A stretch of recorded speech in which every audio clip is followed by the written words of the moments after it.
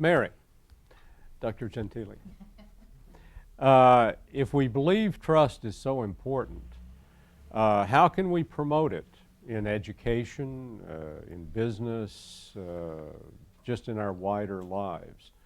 I know you have been working in that area, particularly in your splendid book, Giving Voice to Values. I wonder if you could relate some of the ideas that you've worked on in that program to what we're talking about here. Thanks, Mike. Thank you to the RCC, thank you, Manuel, and to my fellow panelists. This has been great to hear all of your thoughts, and I think that Bill and Donna and Manuel have done a really nice job of talking about, what trust is, what the components of trust are, why it's important. What I want to talk about, as Mike keyed up, is maybe how we might promote it. And that comes from my experience over the last, 30 years now, working in business education. And as Bill pointed out, business is an area where trust has taken a particularly hard hit. And business education in particular, when we see, every time there's a new scandal, there's an MBA on the front page of the paper in handcuffs. So, business schools and business school faculty and business school deans have been struggling with this issue. Having worked in that area for a long time, starting with the beginning of my professional career, which was 10 years at Harvard Business School, I have to say that a number of years ago, I usually describe to people that I suffered a crisis of faith. I began to think that, maybe trying to teach about business ethics was unethical, and clearly ethical behavior is at the root of the concept of trust that we're talking about in institutions. And I took a break from that work. But a few things have happened in the last 6 or 7 years that have changed my attitude about that, and that's what I want to talk to you about today. I took a look at what we typically do in business education and also in corporate training when it comes to values, when it comes to ethics, and when it comes to building trust. Typically what we would do are two things. We would try and build awareness, which means we would try and introduce people to the kinds of transactions, the kinds of relationships, the kinds of activities that might threaten values and trust. Bill outlined a few of those when he had his 3 categories earlier today.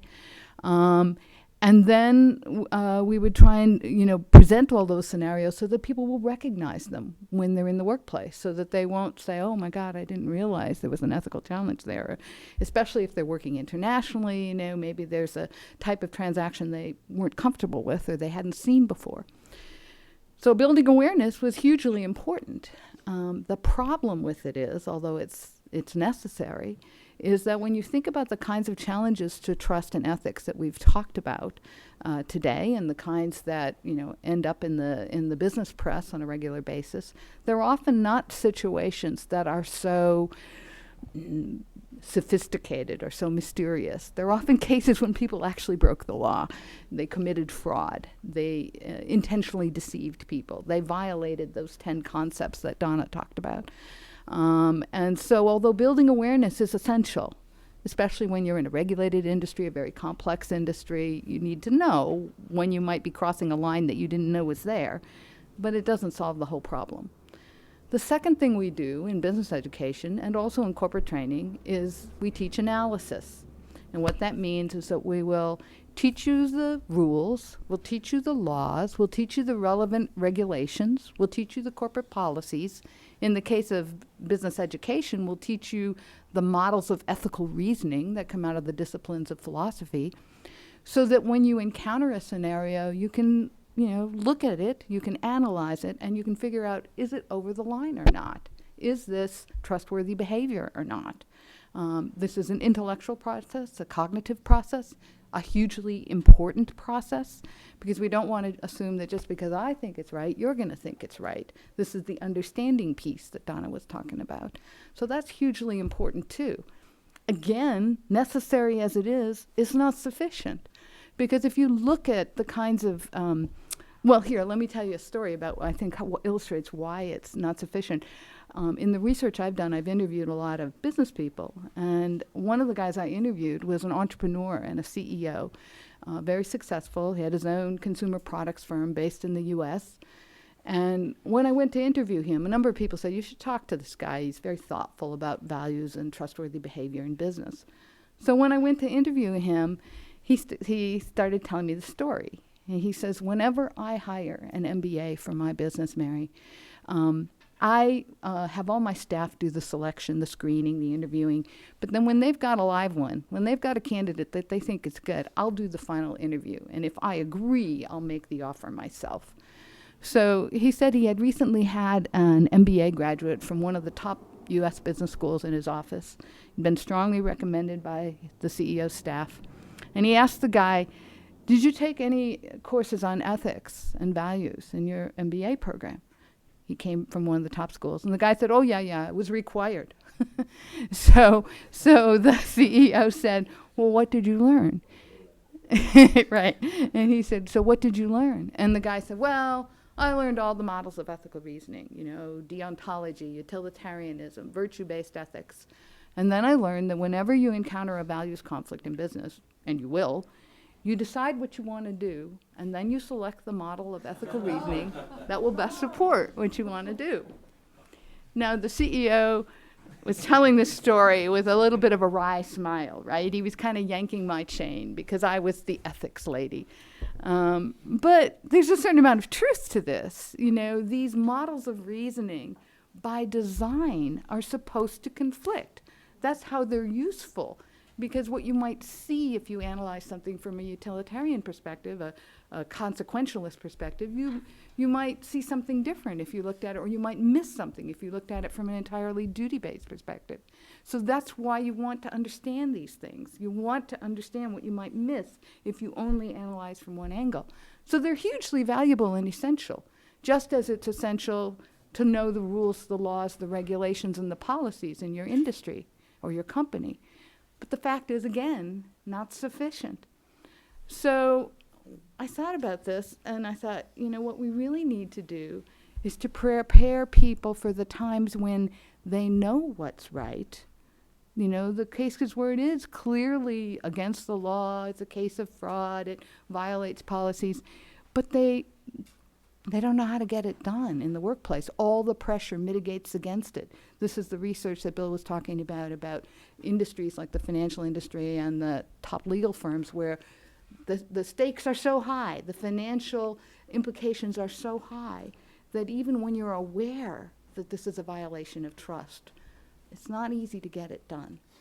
So that's where I thought, that's where we have a disconnect. It's not just a cognitive process. It's not just understanding what's right. It's figuring out how to act.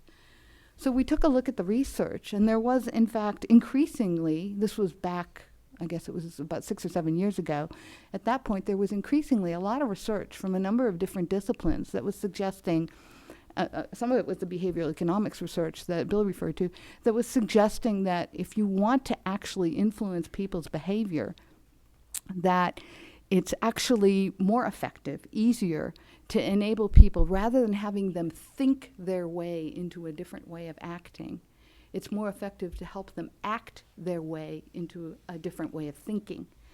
There's a lot of research from social psychology, from cognitive neurosciences, from kinesthetics, that we're suggesting that if you want to change people's behavior, the way to do this is through rehearsal, through practice. So I started to think, well, that's really interesting. What do we do in business education and corporate training around the process of rehearsal and of practicing?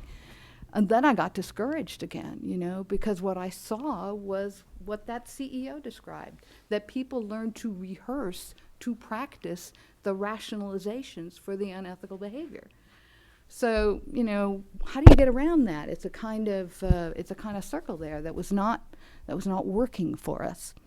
So what we really decided to do is that we need to design a different pedagogy, a different curriculum. And that's what Giving Voice to Values is, that Mike referred to.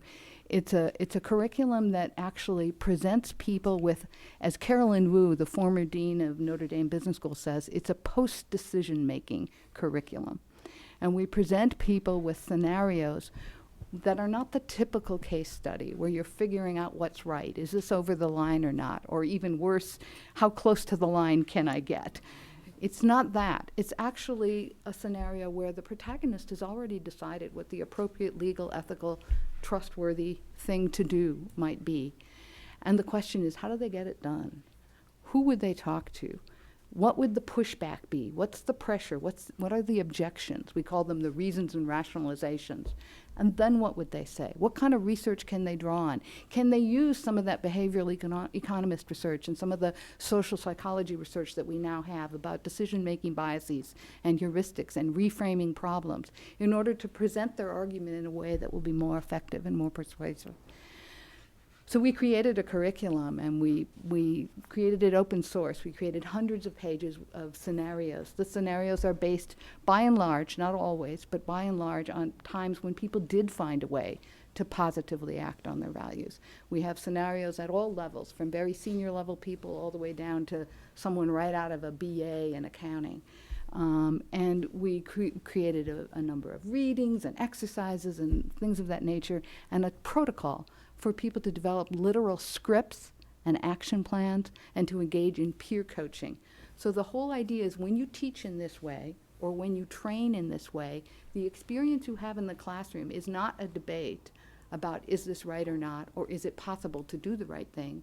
The experience you have in the classroom is let's all work together as if we wanted to do what this person is suggesting. It's designed, to be honest with you, I am a faculty member. I know the discomfort of teaching about ethics in a business school classroom because you feel like you're preaching, and you feel like, as many faculty have said to me, you know, it's not that I won't want my students to be ethical, but I don't want to stand up there and pretend they're not going to get pressured to do this stuff, because then I look naive. So we wanted to get over that. So to be honest with you, this curriculum is designed as a kind of sleight of hand. We step over that question. And we say, put that aside for a moment. Let's just ask, what if you wanted to do the right thing, the ethical thing, the trustworthy thing in this scenario? How would you get it done? And what that does is it enables folks to act as if that's the behavior they're engaged in. We don't say to them, what would you do? Which is what the typical ethical conversation does. And then people either give me the halo answer, they tell me what they think I want to hear, or they play devil's advocate. Neither one of those actually gets to what I'm trying to get at. We simply say, what if you were going to do this? We call it the giving voice to values thought experiment. We don't ask you to commit to a particular behavior until you actually think it's possible to engage in it. So our job as educators is to help them prepare themselves to find a possible, a feasible, a realistic way to act on their values. So I think I've probably hit my time, yeah?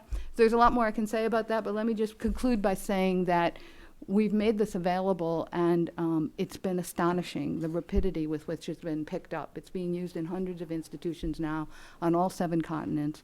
We started out using it just for business schools. Increasingly, it's getting used across other professions, law, engineering, medicine. And I have to say now, I probably spend half my time, I travel every week, I spend half my time going to corporations who are now adapting this for use in their own internal training and are starting to have metrics to show the impact. So I'll be happy to talk about that more later. But thank you for letting me share it.